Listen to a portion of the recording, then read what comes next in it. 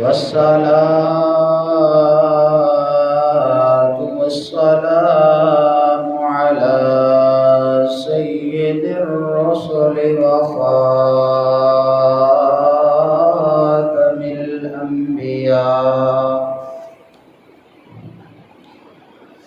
محمد المصطفى وعلى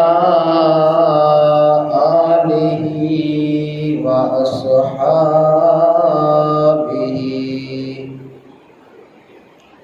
وعلى آله وأصحابه أولي الصدق والصفاء.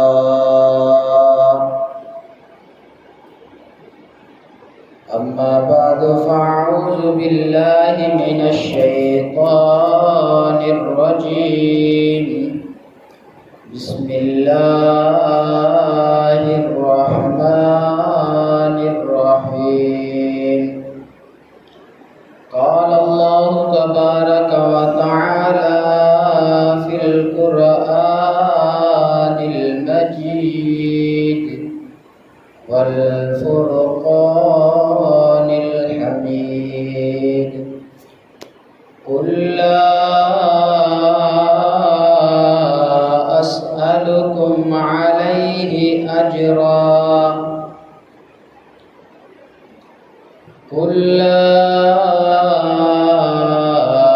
أسألكم عليه أجرا إلا المودة في القربى.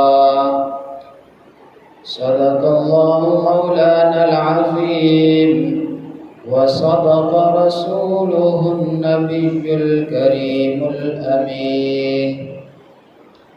إن الله وملائكته يصلون على النبي يا أيها الذين آمنوا صلوا عليه وسلموا تسليما.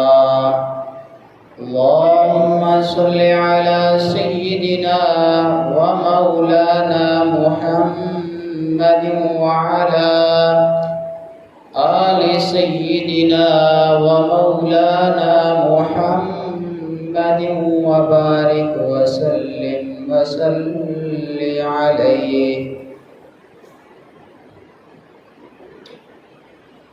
مولاي صل وسلم دائما أبدا على حبيبك خير الخلق كلهم. بلغ العلا بكماله كشف الدجى بجماله. حسنت جميع خصاله صلوا عليه وآله. يا صاحب الجمال ويا سيد البشر من وجهك المنير لقد نبر القمر. لا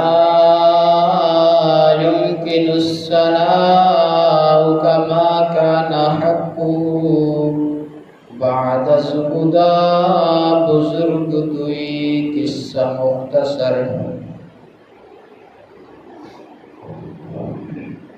اللہ جل جلالہ و اما نوالہ و اعظم شانہ و جل ذکرہ و عز اسمہ کی حمد و ثنا حضور پر نور احمد مجتبیٰ جناب محمد مصطفیٰ صلی اللہ تعالی علیہ وآلہ وسلم کی ذات پر ہدیہ درود پیش کرنے کے بعد آج کا یہ بابرکت مہینہ اللہ تبارک و تعالیٰ کے نزدیک اس مہینے کی جو 10 محرم الحرام 10 تاریخ ہے چاند کی، یہ بہت ہی زیادہ مقرب ہے اور عند اللہ بہت ہی زیادہ اہمیت کی حامل ہے۔ اس کی وجہ یہ ہے کہ باری تعالیٰ نے جتنے بھی انبیاء پر انعامات نازل فرمائے ہیں، جو بڑے انعامات ہیں وہ تقریباً 10 محرم الحرام کے دن ہیں۔ حضرت آدم کی توبہ قبول ہوئی تو 10 محرم کا دن تھا۔ اس کے علاوہ حضرت یونس علی نبینا و علیہ الصلاۃ والسلام، ان کی توبہ قبول ہوئی تو ان کا بھی یہی دن تھا۔ حضرت نوح کی کشتی جودی پہاڑ پر رکی تو اس دن بھی 10 محرم کا دن تھا۔ حتیٰ کہ آپ چلتے جائیں، موسیٰ علی نبینا و علیہ الصلاۃ والسلام نے جس دن فرعون سے نجات پائی، بنی اسرائیل کو فرعون کے لشکر سے نکال کر لے کے جا رہے تھے، تو وہ بھی 10 محرم الحرام کا دن تھا، جس دن اللہ تبارک و تعالیٰ نے حضرت موسیٰ علی نبینا و علیہ الصلاۃ والسلام کو فتح نصیب فرمائی، اور جو فرعون تھا وہ غرق ہو گیا تھا۔ حتیٰ کہ آپ چلتے آئیں، امت محمد تک جب پہنچے، امت محمد کے اندر بھی آپ جب دیکھیں گے تو آپ کو بہت ہی تاریخ کو پلٹ دینے والا واقعہ، دل سوز واقعہ، اور عالم اسلام کے اندر سب سے زیادہ اہمیت والا واقعہ پیش آیا، تو وہ بھی 10 محرم الحرام کے دن کو آیا۔ آپ کے نواسہ رسول کو اس دن شہادت کا مرتبہ ملا، تو وہ بھی 10 محرم الحرام کا دن تھا۔ بلا تمہید مقصد اور خلاصہ یہ ہے کہ آج جس مہینے کے اندر ہم بیٹھے ہیں، گزار رہے ہیں، اس مہینے کے اندر، اس مہینے کو اگر فضیلت ملی ہے، اس کی ایک وجہ اہل بیت اطہار کی قربانی ہے۔ تو اہل بیت کے حوالے سے چند گزارشات بیان کروں گا۔ ہر کسی کا ذوق ہوتا ہے، آج کل ہمارا ذوق بھی تبدیل ہو گیا ہے۔ اگر بندہ پڑھا لکھا ہو، دین کو سمجھنے والا ہو، قرآن و حدیث اگر بیان کرے تو لوگ اس کو پسند نہیں کرتے۔ اگر ایسا بندہ آئے جو کبھی فلاں کی روح تڑپتی ہے، کبھی فلاں کی روح تڑپتی ہے، کبھی بہو سلطان ایسا کہتا ہے، کبھی اقبال ایسا کہتا ہے، ہماری جو ایک طبیعت ہے وہ اشعار کی طرف چلی گئی ہے، قرآن و حدیث کی طرف توجہ ہی نہیں ہوتی ہماری۔ تو ہماری جو سمت ہے اس کو تبدیل کر دیا گیا ہے۔ اس کی ایک وجہ یہ ہے کہ بعض آج کل تو تقریباً مشقیں ہوا کرتی ہیں، میں چونکہ اس شعبے کے ساتھ تعلق رکھتا ہوں، مجھے پتہ ہے کہ بعض مولوی حضرات چند سال کیا 2-4 مہینے پڑھ کر روزانہ کے طور پر مشق کرتے ہیں کہ سر کیسے لگانی ہے، شعر کیسے پڑھنے ہیں، بہو سلطان کی روح کو کیسے تڑپانا ہے، اقبال کی روح کو کیسے تڑپانا ہے۔ تو ان کا مقصد یہ ہوتا ہے کہ ہم نے دین نہیں پڑھنا بلکہ دین کے ساتھ غداری کرنی ہے۔ تو جب ایسے جاہل علماء کو آپ منبر رسول کی اتنی بڑی مسند پر بٹھائیں گے تو آپ کو وہ کبھی دین نہیں سکھائے گا، حقیقتاً دین کی جو روح ہے وہ نہیں بتائے گا۔ اگر حقیقتاً دین کی عزت اور اس کی ناموس کا پہرا دیا ہے تو وہ امام علی مقام نے دیا ہے۔ تو بلا تمہید میں چند گزارشات آپ کے سامنے آیت کریمہ پڑھنے کا شرف حاصل کیا ہے۔ باری تعالیٰ ارشاد فرماتا ہے، کل اے محبوب فرما دیجئے، لا اسألکم، نہیں سوال کرتا میں تم سے، اجرن، کسی بھی اجرت کا، الا المودۃ فی القربى، مگر جو اہل بیت ہے اس کے ساتھ محبت کا۔ آقا کریم صلی اللہ علیہ وسلم کو باری تعالیٰ نے حکم دیا، آیت نازل فرمائی سورہ احزاب کے اندر، اے محبوب ان کو فرما دیں کہ میں جو تمہیں تبلیغ کرتا ہوں، تمہیں نمازیں پڑھاتا ہوں، تمہیں واعظ و نصیحت کرتا ہوں، اس پر مجھے کوئی اجرت نہ دے۔ اگر کوئی میرے ساتھ حسن اخلاق کرنا چاہتا ہے تو جب میں موجود ہوں تو میرے ساتھ اور میرے بعد میری جو اہل بیت ہے اس کے ساتھ بھلائی کرے۔ اس کے ساتھ بھلائی کرے، یہ ہے۔ آقا کریم صلی اللہ علیہ وسلم نے جب یہ فرمان پڑھا اللہ تعالیٰ کا تو صحابہ بیٹھے ہوئے تھے، صحابہ کی مجلس میں پڑھا تو بعض صحابہ نے پوچھا یا رسول اللہ صلی اللہ علیہ وسلم، آپ ہمیں بتا رہے ہیں کہ اللہ تعالیٰ حکم دیتا ہے کہ آپ اہل بیت کے ساتھ محبت کریں، تو آپ اس بات کی وضاحت کر دیں کہ اہل بیت سے مراد کون لوگ ہیں؟ تو آقا کریم صلی اللہ علیہ وسلم نے فرمایا جن ازواج کا، جن ذاتوں کا باری تعالیٰ حکم دے رہا ہے محبت کا، وہ مولا علی ہیں، فاطمہ الزہرا ہیں اور ان دونوں کے بیٹے ہیں۔ 5 تن بعد تو اس مہینے کو جب بھی سال کے اندر سال شروع ہوتا ہے، جب یہ مہینہ آتا ہے تو ہمارے دلوں کے اندر جو کامل مومن ہوتے ہیں ان کے دلوں کے اندر محبت اہل بیت ایک ایسے شمع کی طرح روشن ہوتی ہے کہ بندہ اس محبت میں آ کر تقریباً سارے گناہ اس مہینے میں چھوڑ دیتا ہے۔ آقا کریم صلی اللہ علیہ وسلم کے اس فرمان پر صحابہ نے کیسے عمل کیا؟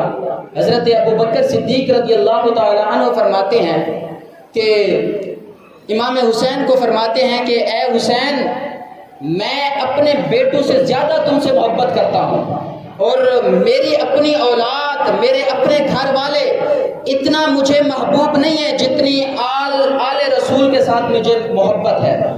اس طرح محبت کرتے تھے۔ آقا کریم صلی اللہ علیہ وسلم کی حدیث پاک ہے، آقا کریم صلی اللہ علیہ وسلم نے ارشاد فرمایا کہ اس وقت تک کوئی بندہ کامل مومن نہیں ہو سکتا۔ کب تک؟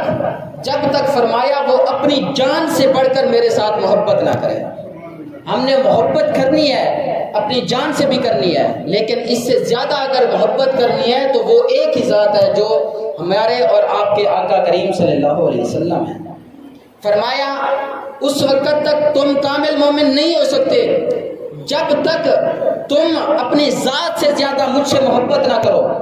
فرمایا اس وقت تک تم کامل مومن نہیں ہو سکتے جب تک تم اپنے گھر والے، بیوی، بچوں سے بڑھ کر میری اولاد سے محبت نہ کرو۔ فرمایا اس وقت تک تم کامل مومن نہیں ہو سکتے جب تک تم میری اطرت سے زیادہ محبت نہ کرو۔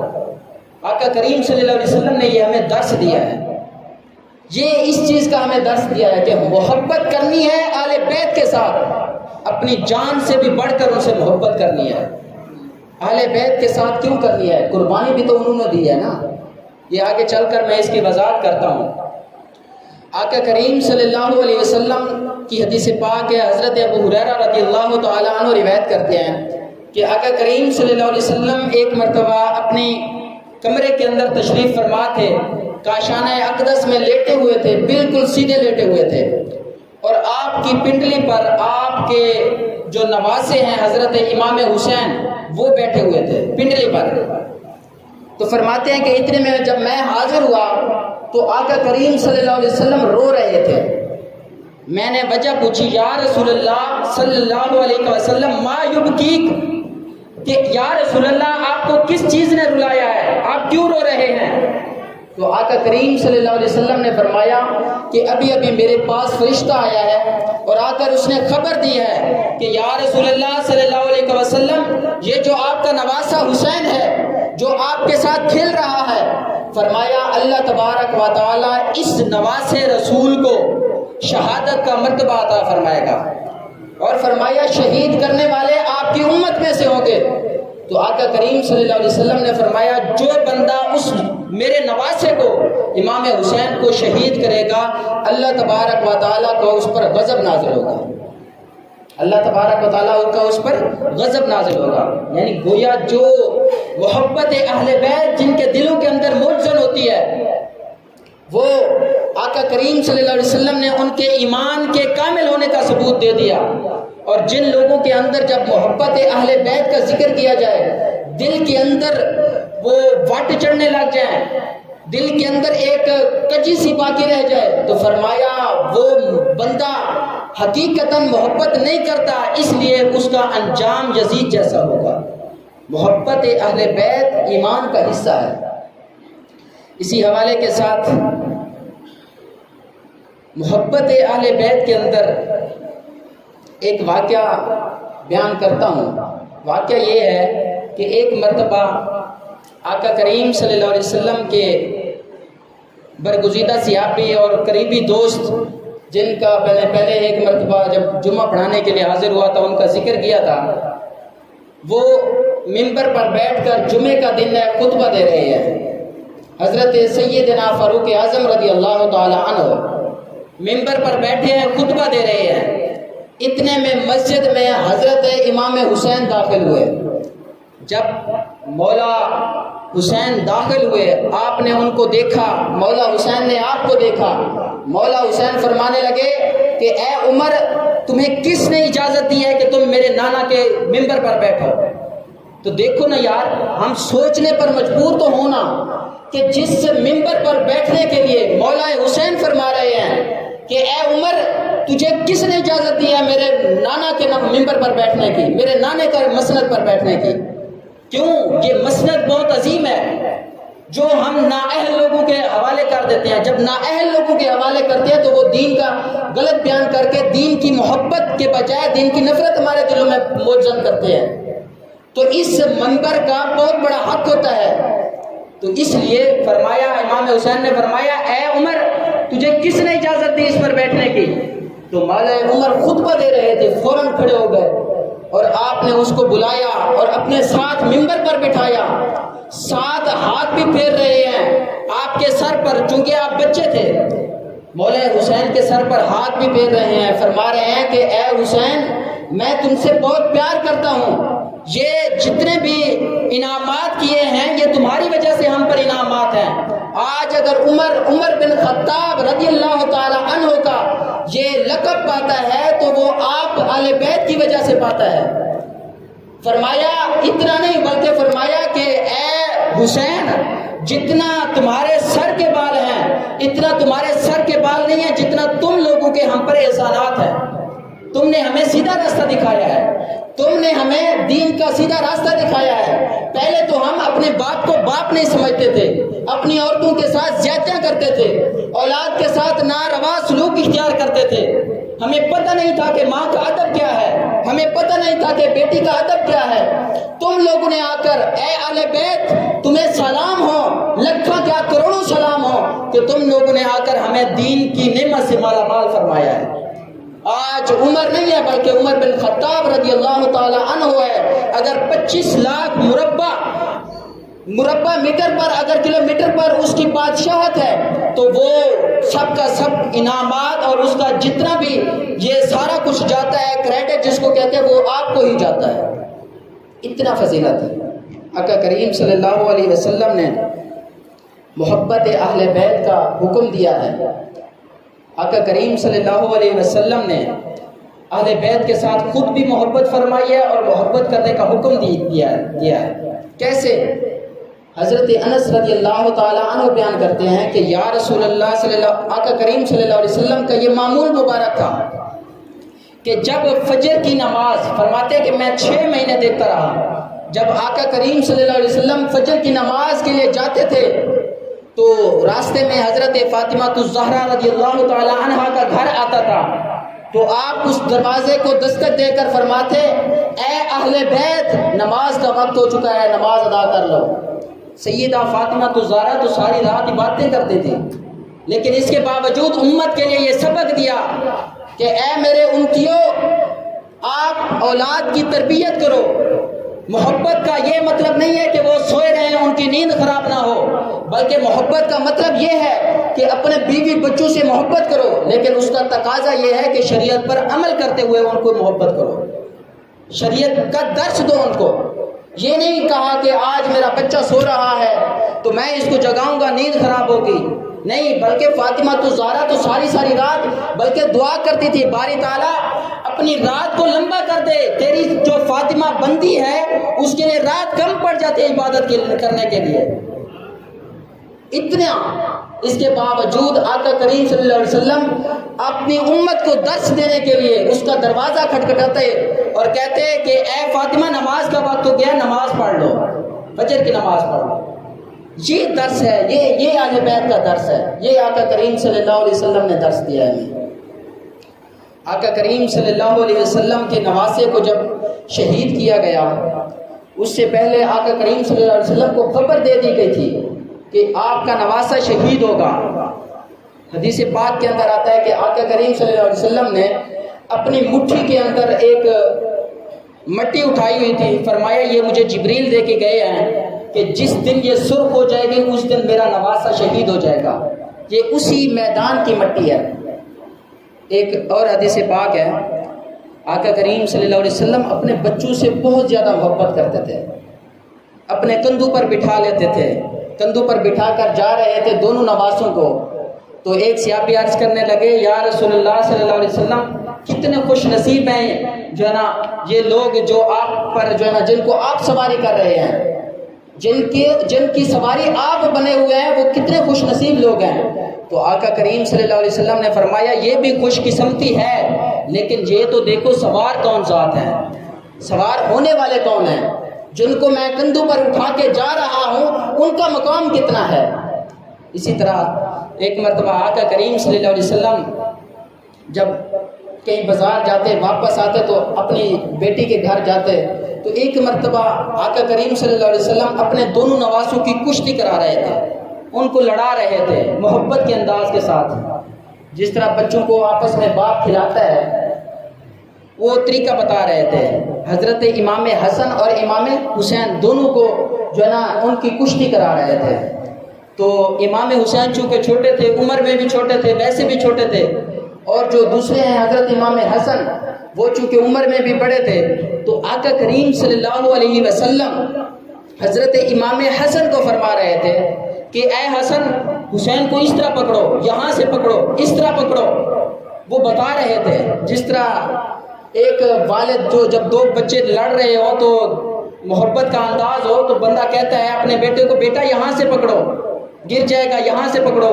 وہ دونوں باپ محبت کے انداز میں اپنے بیٹوں کو بتا رہے ہوتے ہیں، سبق دے رہے ہوتے ہیں کہ یہاں سے پکڑو تو تم جیت جاؤ گے۔ تو آقا کریم صلی اللہ علیہ وسلم حضرت امام حسن کو فرما رہے تھے اے حسن یہاں سے پکڑو، امام حسین کو یہاں سے پکڑو تو تم جیت جاؤ گے، یہ کہہ رہے تھے۔ تو حضرت سیدہ طیبہ طاہرہ زاہدہ عابدہ فاطمہ الزہرا رضی اللہ تعالی عنہا یہ سارا منظر دیکھ رہی تھی، اور آپ جو ہے نا پریشان ہو گئی، پوچھنے لگی یا رسول اللہ صلی اللہ علیہ وسلم آپ کشتی تو کرا رہے ہیں لیکن جوڑ کا مقابلہ نہیں ہو رہا، امام حسن بڑے ہیں، امام حسین چھوٹے ہیں، چلو آپ کشتی کرا رہے ہیں تو آپ امام حسین کو بتائیں نا کہ امام حسن کو اس طرح پکڑے، اس طرح کرے، تو آپ الٹا وہ چھوٹا ہے اس کے باوجود آپ حضرت امام حسن جو بڑے ہیں ان کو تلقین کر رہے ہیں کہ آپ اس طرح پکڑو، حسین کو اس طرح پکڑو، یہ کیوں کر رہے ہیں؟ تو آقا کریم صلی اللہ علیہ وسلم نے فرمایا فاطمہ پریشان نہ ہو، امام حسن کو میں بتا رہا ہوں اور امام حسین کو جبریل امین بتا رہے ہیں۔ حضرت امام حسن کو تو میں بتا رہا ہوں، لڑائی کا طریقہ، کشتی کا طریقہ میں بتا رہا ہوں، لیکن جو امام حسین ہیں ان کو بتانے والے جبریل امین ہیں۔ اتنی بڑی شان، اتنا بڑا وقار۔ تو بہت سارے ایسے واقعات ہیں۔ امام حسین، حضرت امام حسین رضی اللہ تعالی عنہ کا ہی فرمان ہے لو کانت الابدان للموت انشئت فقتل فی سبیل اللہ افضل۔ حضرت امام حسین فرماتے ہیں کہ یہ جسم جو بنے ہیں نا یہ مرنے کے لیے بنے ہیں، انہوں نے سدا زندہ نہیں رہنا۔